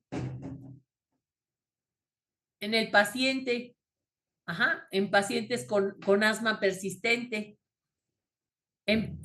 Se da previo al manejo del cuadro agudo, ajá, se puede manejar con broncodilatadores, ajá. Entonces, para el control a largo plazo del paciente que tiene un asma persistente, ¿sí? Se da para prevenir y tratamiento para la rinitis alérgica, para cuando hay pólipos nasales, se da por vía inhalada. Y bueno, los efectos adversos, pues ya saben ustedes, los hongos, ¿verdad? Las micosis oportunistas, como sería la candidiasis, orofaringia, mayor susceptibilidad a infecciones, la osteoporosis, etcétera, ¿verdad? No hay que interrumpir en forma abrupta porque puede generar insuficiencia suprarrenal aguda.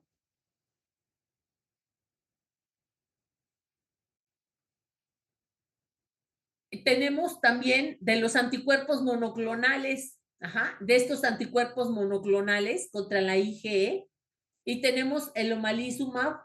Hay varios, pero tenemos principalmente el omalizumab. Entonces, bueno, el omalizumab, que es un anticuerpo monoclonal, que al formar un complejo con la IgE libre, inhibe su unión al receptor de mastocito y de basófilo, y se une al dominio del C3E, y es como un uso alternativo en el asma alérgico por IgE no controlado con esteroides inhalados, y se va a aplicar en forma subcutánea cada 2 semanas para cuando es ataque agudo y cada 4 para mantenimiento. Se usa en mayores de 12 años y está contraindicado en la hipersensibilidad y cuando hay como efectos adversos la dermatitis, el edema. Bueno, pues es obviamente subcutánea y esto les da muy buen resultado a algunos pacientes, ¿verdad? Sobre todo los pacientes que tienen cuadros muy frecuentes de crisis de asma. Entonces, hablaríamos del resumen, ¿verdad? Tenemos tratamiento para la fase aguda y para la fase de sostén o para la de mantenimiento. De fase aguda, pues ya hablamos, ¿verdad? Lo principal, pues serían los agonistas beta 2 adrenérgicos. Cuando es un cuadro grave de asma, pues la adrenalina, ¿verdad? Subcutánea, el isoproterenol, la efedrina, y los beta 2 estimulantes o agonistas como el salbutamol, la terbutalina, que relajan el músculo bronquial, estimulando los receptores beta adrenérgicos. Tenemos a los derivados de inhibidores de la fosfodiesterasa, como son la teofilina y los derivados, como es la minofilina, de broncodilatadores que disminuyen a la fosfodiesterasa, disminuyendo la mediación química por degranulación de células cebadas. Tenemos aquí también los antagonistas colinérgicos, ¿verdad? O anticolinérgicos, bromuro dipatropio y tiotropio. Sin embargo, en la fase aguda y de sostén, pues no tienen mucho impacto, ¿verdad? Son más bien como de mantenimiento. Los corticoesteroides en inflamación y en el edema, el cromoglicato de sodio en spray, o los corticoides y los beta 2 agonistas. La adrenalina, 0.3 de mililitro y repetir dosis, en total 3 dosis, viendo la frecuencia cardíaca y la tensión arterial, y con mucho cuidado en ancianos o pacientes con cardiopatía. Los efectos colaterales de los agonistas beta 2, el nerviosismo, el espasmo muscular, palpitaciones, puede también dar náusea y vómito, sobre todo la teofilina y derivados, aumento de la taquicardia e insomnio.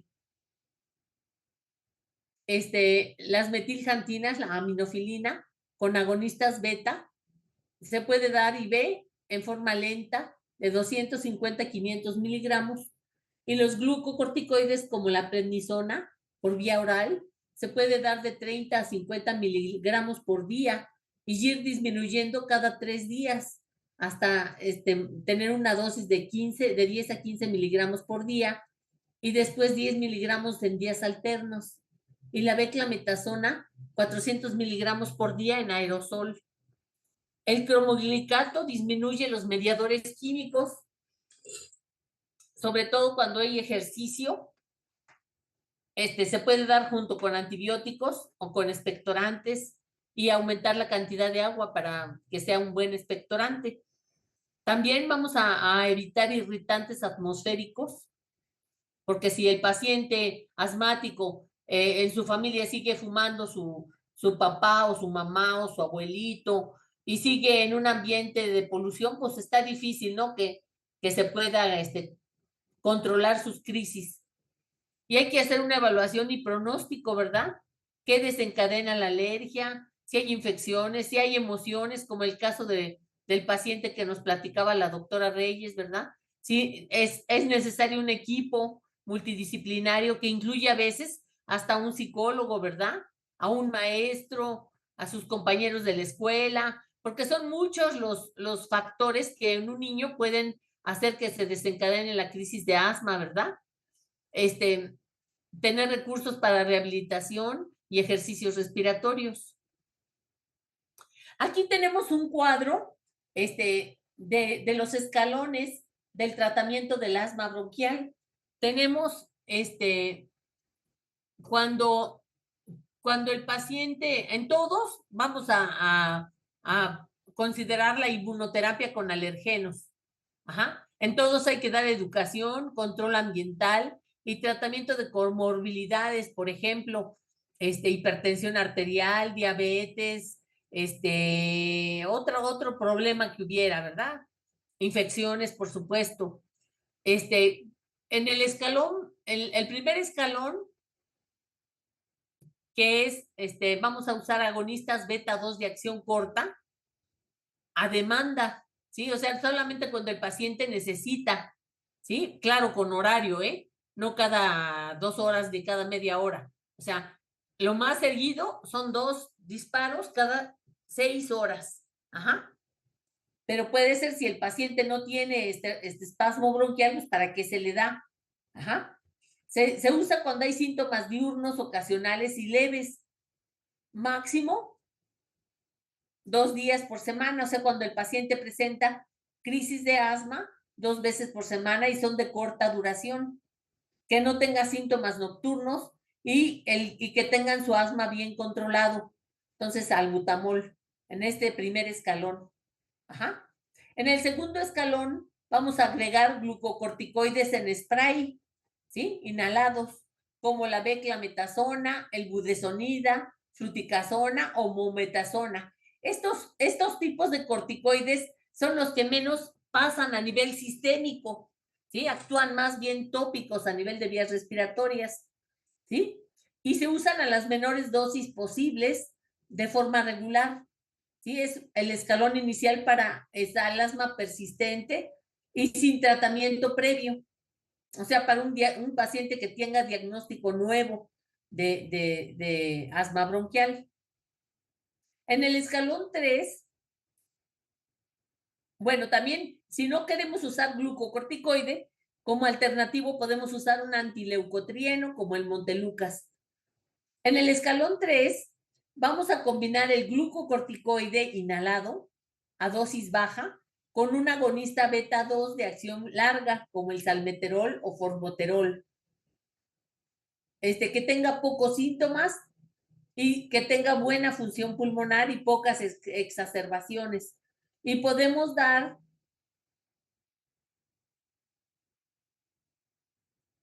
glucocorticoide a bajas dosis y agonista beta 2 de corticoide igual a la fluticasona más el meterol o budesonide con formoterol o beclametasona con formoterol. En el escalón 4, vamos a usar glucocorticoides inhalados a dosis media, ¿sí? Y vamos a usar agonista beta 2 de acción larga y o antileucotrieno. En el escalón 5, vamos a usar altas dosis de glucocorticoide inhalado, más agonista, beta 2 de larga acción, más antileucotrieno y teofilinas en el escalón 5. Y en el escalón 6, vamos a usar glucocorticoide inhalado a altas dosis, agonista beta 2 de acción larga, más glucocorticoides por vía oral a la menor dosis posible y por tiempo mínimo. Ajá. Entonces, es de acuerdo a cómo se presentan las crisis de asma. Ajá.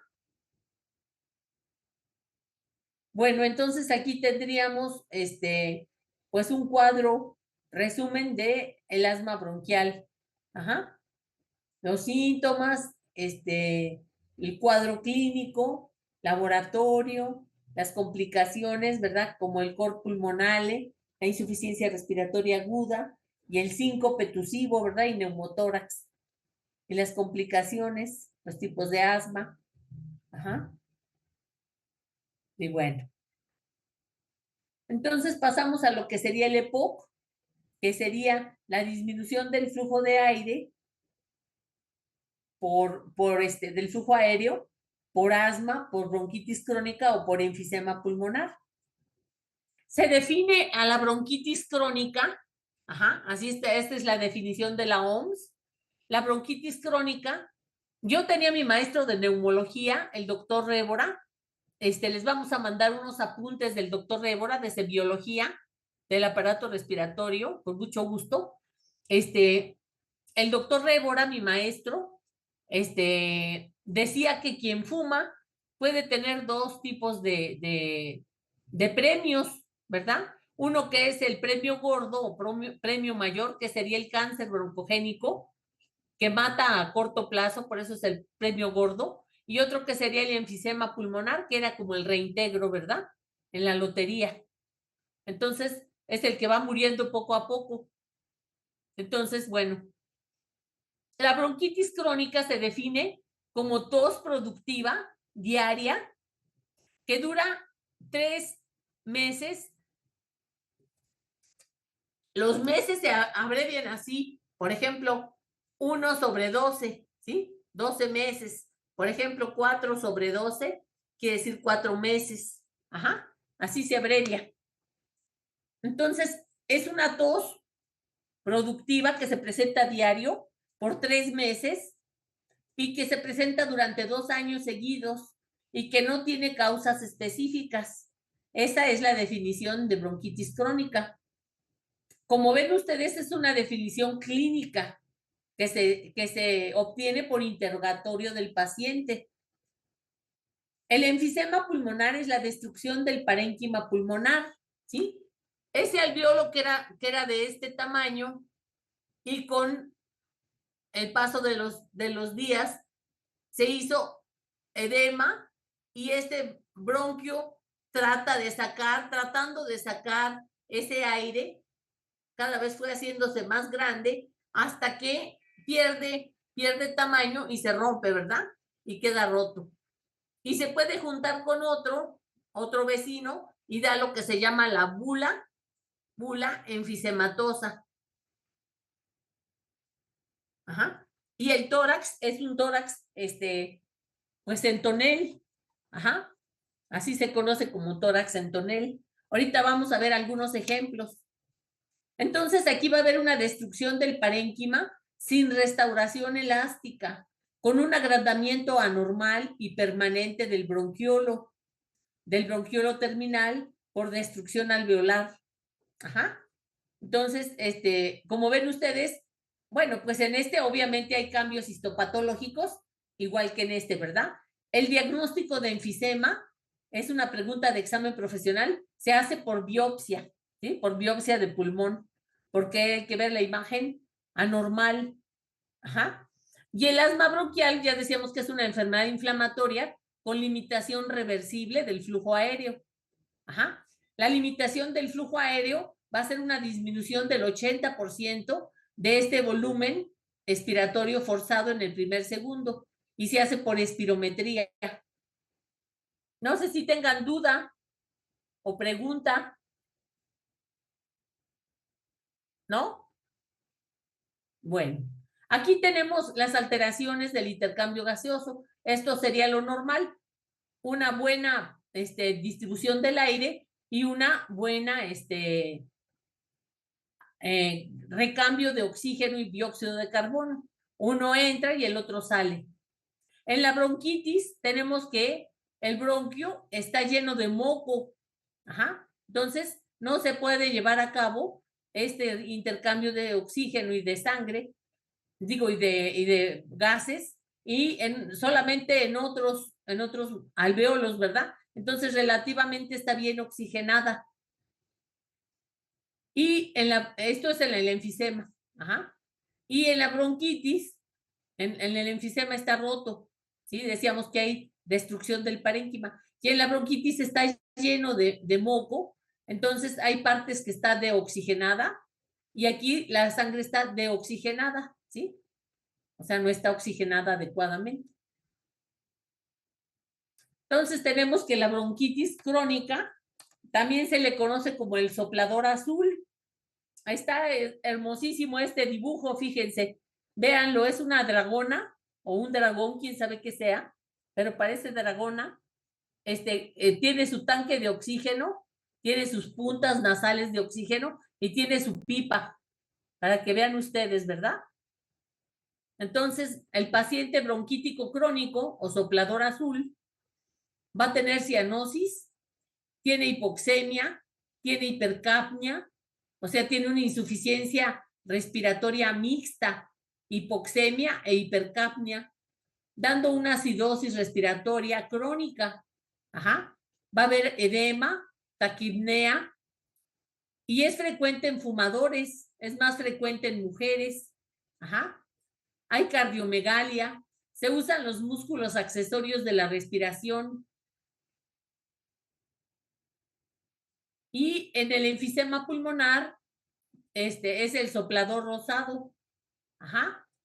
Aquí vamos a tener aumento de dióxido de carbono, que va a dar retención, que esto lo va a hacer rosa. Respira con los labios fruncidos en esta forma, forzando los músculos abdominales para sacar el aire. Tiene aumento de moco, tos inefectiva, o sea, aunque tosa, tiene su tórax tan grandote que ya aunque tosa, pues ya no alcanza a sacar esas flemas. Ajá. Hay colapso bronquial de la expiración, hay ortopnea, el tórax en tonel, el paciente está jadeante, ansioso, tiene disnea y habla con frases cortas porque ya no le alcanza el aire para acabar de pronunciar las palabras. Hay infección de vías respiratorias bajas en forma frecuente y puede dar insuficiencia cardíaca derecha. Tiene hipocratismo digital, o sea, dedos en palillos de tambor. Usa los músculos accesorios de la respiración y el paciente se sienta en esta forma para apoyarse. Fíjense, se apoya pone sus brazos para apoyarse y levantar un poco el tórax, el diámetro longitudinal del tórax para alcanzar el aire, ¿verdad? Tomar aire. Ajá. El tiempo expiratorio es prolongado. Entonces, soplador azul, bronquitis crónica. Soplador rosado, enfisema pulmonar.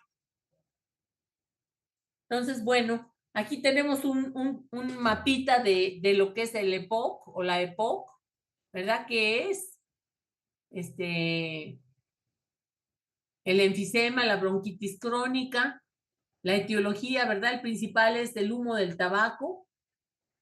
Tiene factores modificables y no modificables. Modificable el tabaquismo, la polución ambiental, la hiperreactividad bronquial, el estado nutricional y el alcoholismo, y no modificables la edad, sexo, deficiencia de la alfa-1 antitripsina, la predisposición familiar, las alteraciones en el desarrollo pulmonar durante la infancia. Y bueno, aquí está toda la fisiopatología del proceso inflamatorio y el tratamiento farmacológico, ¿verdad? Pues con los broncodilatadores, con los mucolíticos, con la vacunación para evitar infecciones, y los beta bloqueadores, digo, los agonistas beta adrenérgicos. Ajá. El diagnóstico por la placa de tórax, la gasometría, la hemoglobina. ¿Cómo creen que está la hemoglobina y el hematocrito de un paciente con EPOC?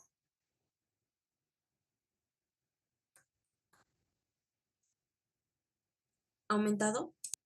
¿Aumentado por qué, doctora? Más bien Por la disminuido. disminución de oxígeno, ¿no? Ajá, tenemos la hemoglobina que normalmente es de 15, ¿no? 15 gramos y el hematocrito que es de 45, ¿no? ¿Cómo está entonces en el paciente con EPOC? Tenemos que el paciente puede llegar está aumentado, decíamos, ¿verdad? O decías, puede llegar a estar hasta en 20, 22 gramos, ¿sí? Yo tuve un paciente con 22 gramos de hemoglobina, aunque ustedes no lo crean. y el hematocrito puede llegar hasta 80, ¿sí? Hasta 80%. O sea que de nuestro tubo, fíjense, de nuestro tubo capilar de sangre, lo normal es que sea la mitad, ¿no? Un poquito menos de la mitad, ¿sí? Un poquito menos de la mitad, el paquete globular, ¿no? Esto, ¿sí? Pues el paciente puede tener hasta acá. Ajá. O sea, el paciente va a estar espeso y con una disminución, una disminución del tiempo de circulación, y esto le puede favorecer una tromboembolia pulmonar. Ajá. Entonces, esto se llama poliglobulia, ¿sí? Poliglobulia. Y esto es debido a que la médula ósea cree que la responsable de que no haya una buena captación de oxígeno es porque no hay eritrocitos. Entonces produce más eritrocitos, ¿sí? Produce más y va a dar la poliglobulia. Ajá. Y esto es debido a la hipoxemia, ¿sí? A la hipoxemia y a la hipercapnia. Ajá. ¿Sí estamos bien?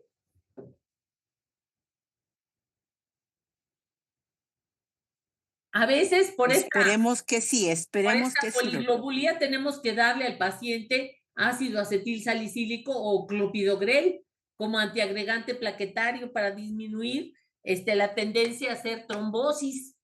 Ajá. Sobre todo en los pacientes que tienen falla cardíaca. Entonces, de síntomas decíamos cianosis, labios fruncidos, disnea, por supuesto. Ajá. Entonces, bueno, pues este sería un pequeño mapita de lo que sería el EPOC o la EPOC. Ajá. O ENOC, enfermedad pulmonar, ¿no? ENOC. Bueno. Entonces, tenemos varias escalas de disnea. Ajá. El grado 0, que es ahogo o falta de aire con actividad física intensa. Ajá. El 0 es ahogo o falta de aire con actividad física intensa. El grado 1 es caminando rápido o plano, en un terreno plano, o al subir una escalera o una pendiente suave. Esa es la disnea grado 1, según la clasificación MMRC.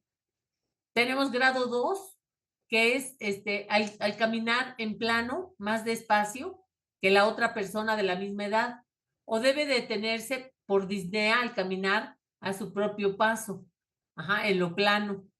El grado 3 es detenerse al caminar de cuesta a 100 metros, ¿verdad? O después de unos minutos en lo plano. Y el grado 4 es al bañarse, al vestirse, no le permite salir de casa por la disnea.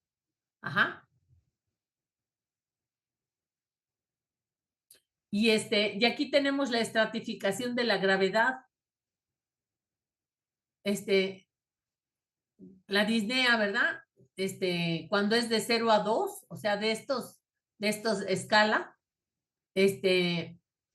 o cuando han tenido exacerbaciones por año, el año anterior, o hospitalizaciones, ¿verdad? Y bueno, el grave es el que ha tenido una disnea del grado 4, 3 o más exacerbaciones el año anterior y 2 o más hospitalizaciones. Ajá. Y aquí en cuanto al el volumen expiratorio forzado en el primer segundo, tenemos que está en más de 80, aquí está entre 80 y 50, aquí en la grave está entre 50 y 30, y en el muy grave tiene menos de 30. Pues es el paciente que está así, nada más, ¿verdad? No. También tenemos el índice BODE. Este es el índice que relaciona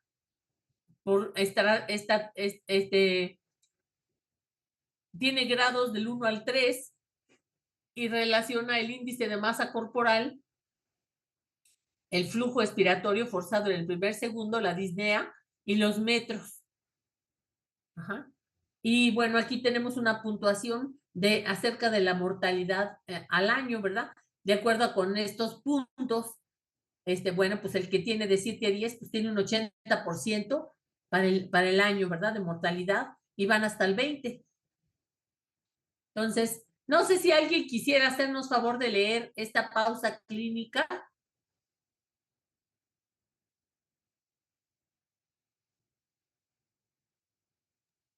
Yo, Muy bien, muchas gracias.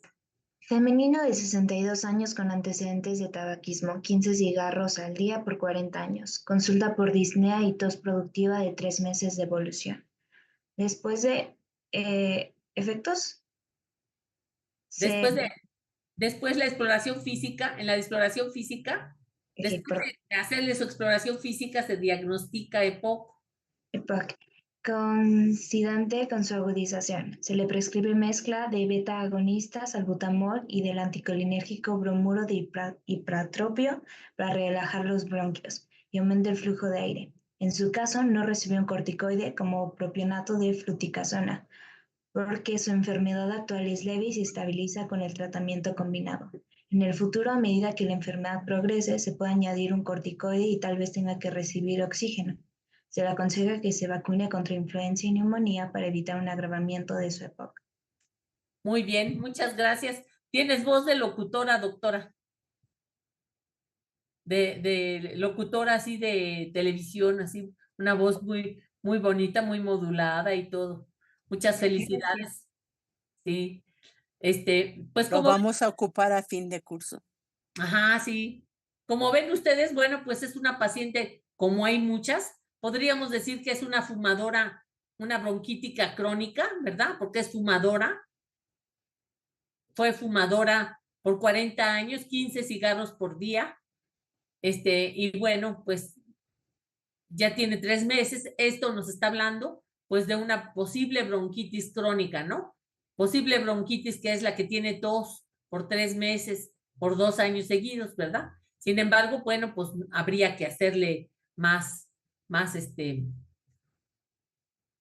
y bueno, se le dio como tratamiento agonista beta 2, agonista, y aparte se le agregó el anticolinérgico bromuro de ipatropio. Esta combinación de fármacos es el Conviven, doctora. Sí, Conviven es salbutamol y bromuro de ipatropio. Conviven, así. Combi de combinación con B grande y luego vent de ventilación. Ajá, Conviven. entonces es salbutamol Y bromuro de ipatropio. Ajá, entonces también es en spray. Entonces, para los pacientes que usan ambos, pues pueden usar este fármaco, ¿verdad? Es bueno este fármaco. Y bueno, no le dieron corticoide y se estabilizó. Bueno, pues entonces vamos a pasar a la terapia de nebulizadores. Ajá. La terapia de nebulizadores, esta fotografía me gusta porque pues se ve como produce a través de una compresora que está aquí en esta parte. Aquí se ponen los medicamentos. Entonces, aquí se conecta la mascarilla que va a ir al paciente y va a emitir este tipo como de humo, como de partículas muy pequeñas, ¿sí? El nebulizador es el que atomiza o hace fíjense, cuando nos metemos a bañar, todos nos hemos metido a bañar cuando tenemos gripa, ¿no? Entonces, cuando nos metemos, qué feos pulmones, ¿eh? Ya se me pueden decir que son caricatura. Están muy feos, sobre todo el derecho, ¿verdad? Que es el más grandecito. Bueno, tenemos entonces que cuando nos metemos a la regadera, así una regadera, aquí vamos a ponerle así, una de lluvia, ¿sí? Con el vapor del agua, las partículas alcanzan a llegar un poquito, quizás a la tráquea, ¿sí? Y a los bronquios principales. Y allí nos van a producir tos, y esta tos nos va a ayudar a fluidificar, ¿sí? No sé si les ha tocado cuando tienen gripa y se mete, o simplemente te aflojan las secreciones nasales, ¿no? Te aflojan. Pero con los nebulizadores alcanzan a llegar hasta los bronquios más lejanos, ¿sí? Porque son partículas Hagan de cuenta que una gota es esta, pues el nebulizador hace gotitas, ¿verdad? Que no se alcanzan, no te mojan. Si tú pones tu mano allí en ese humo, no te moja, ¿sí? Lo respiras, lo inspiras, y te ayuda muchísimo, ayuda mucho a los pacientes. Entonces los nebulizadores van a ser aparatitos que van a convertir las soluciones en aerosoles para inhalar. Ajá. Y puedes dar o se pueden dar altas dosis de broncodilatadores. Se pueden usar para el estatus asmático, para fluidificar las secreciones bronquiales en cuadros de bronquitis crónica cuando hay mucha tos y favorecer su expectoración y tratamiento, ¿sí? El fluidificante, pues es el fármaco que se va a unir a estas secreciones y ayuda a la expectoración. El mejor fluidificante, ¿cuál creen que sea? ¿Cuál creen que sea?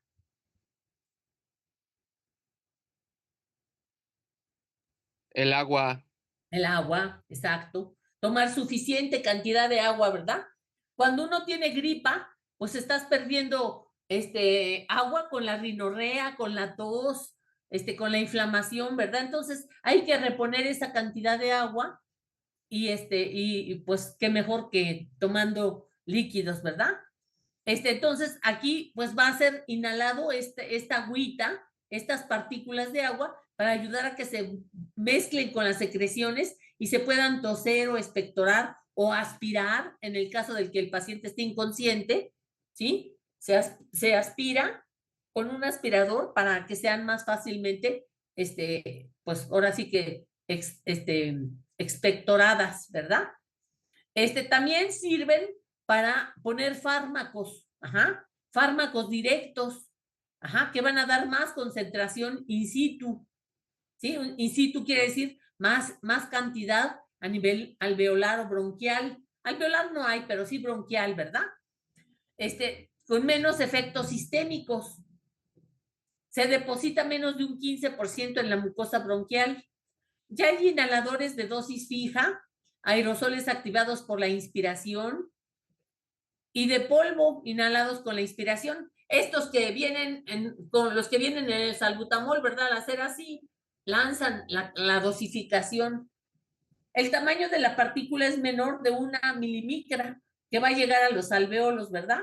De 0.5 hasta 5 milimicras, más allá de la generación de bronquios, ¿sí? Que son partículas respirables. Las mayores de 5 milímetros llegan a la orofaringe. O sea, de acuerdo al tamaño de la partícula, las de una milímetro llegan al alveolo. El de 0.5 a 5, más allá de la generación de bronquios. Ajá, a una generación más allá. Y los de mayores de 5 solamente a la orofaringe, que sería como la regadera, ¿no? Del agua, el vaporcito de agua que inhalamos. ¿Sí? ¿Sí se entiende bien esto, chicos? Esto es muy importante. Esto es lo que hacen los especialistas en inhaloterapia. Ajá. Que es una especialidad en la enfermería.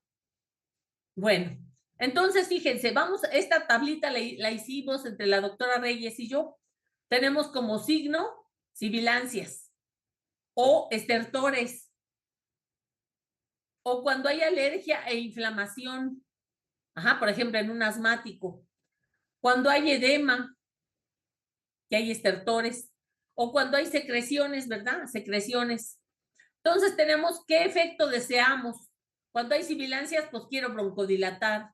Cuando hay estertores, necesito un mucolítico para que rompa el moco, las partículas de moco.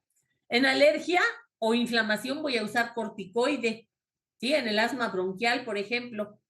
En el edema, cuando hay mucho edema, voy a usar un diurético.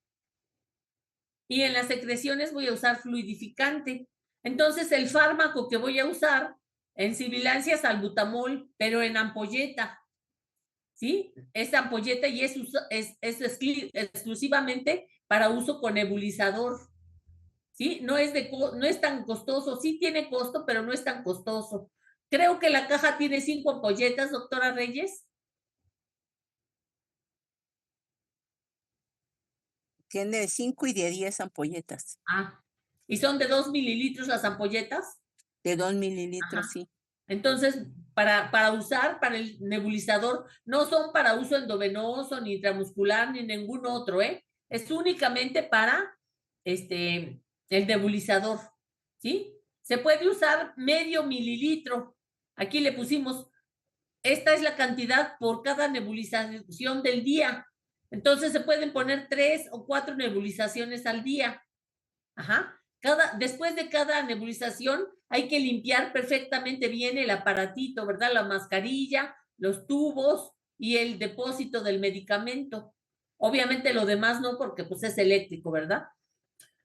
Para los estertores como mucolítico podemos usar el Ambroxol o la acetilcisteína, que tienen las propiedades de cortar los puentes disulfuros, ajá, y de una flemota, hagan de cuenta una flemota grande, hacer flemitas chicas, ajá, que se puedan expectorar más fácilmente, ajá.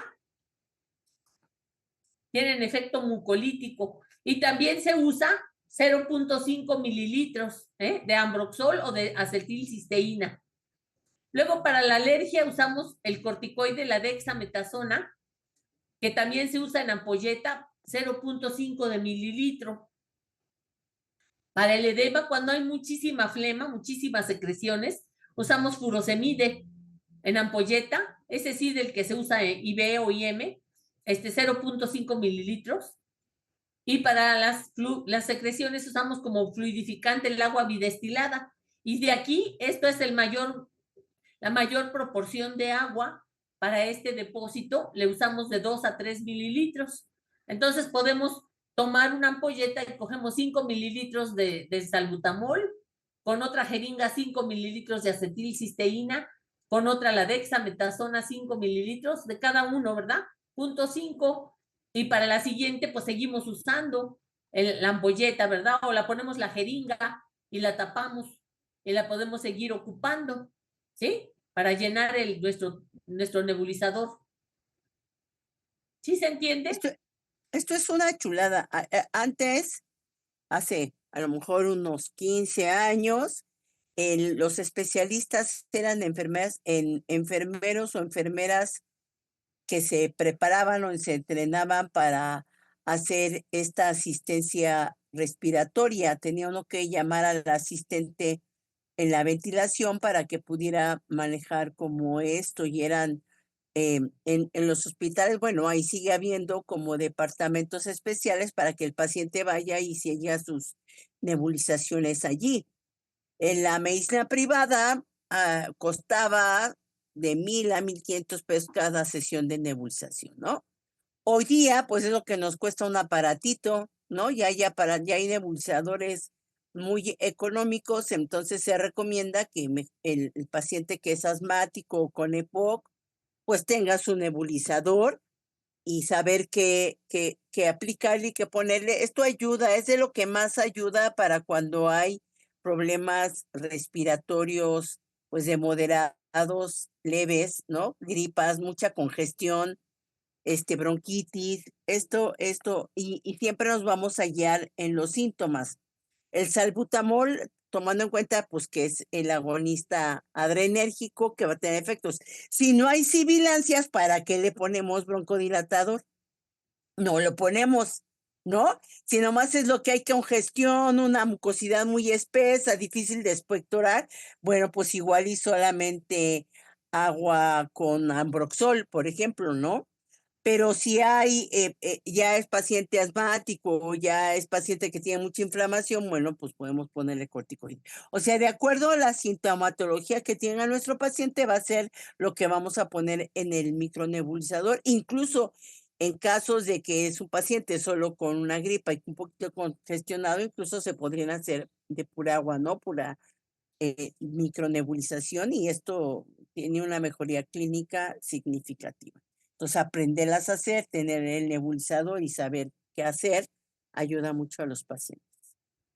Pues yo creo que aquí le dejamos, doctora, Doctora Reyes, sí. para continuar el próximo jueves.